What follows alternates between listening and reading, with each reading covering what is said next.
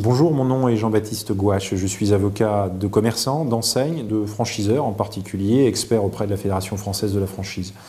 Je voudrais vous parler aujourd'hui de la requalification des contrats de franchise en contrats de travail.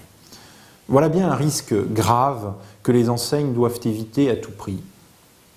La réalisation de ce risque entraîne en effet la condamnation du franchiseur à un rappel de salaire et de congés payés, à la condamnation à l'application du régime général de la sécurité sociale.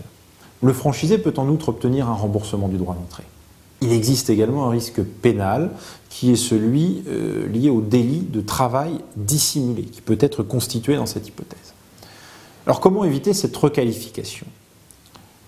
Bien, la solution, c'est que le contrat d'enseigne, votre contrat de franchise, ne comporte pas d'indices concordants qui viennent caractériser un lien de subordination juridique.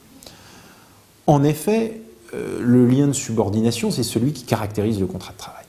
Constitue un lien de subordination l'exécution d'un travail sous l'autorité d'une personne, c'est-à-dire sous les directives de celui qui sera l'employeur, qui peut en contrôler l'exécution et en sanctionner les manquements. Le franchisé, comme tout distributeur, est un commerçant indépendant. Il est immatriculé au registre du commerce, il est par conséquent présumé ne pas être un salarié. Néanmoins, il peut parfaitement saisir un conseil de prud'homme et plaider le fait qu'en réalité, il est un salarié. C'est-à-dire qu'il se trouve placé vis-à-vis du franchiseur dans un état de subordination juridique caractérisant l'existence d'un contrat de travail.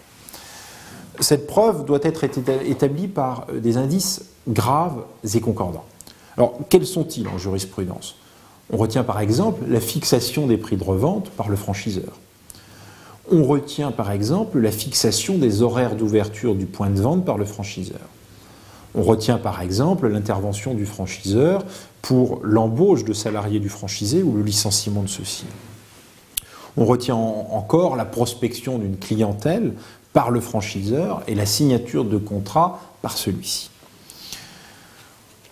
En conclusion, pour éviter ce risque, les stipulations de votre contrat de franchise doivent anticiper le risque de requalification.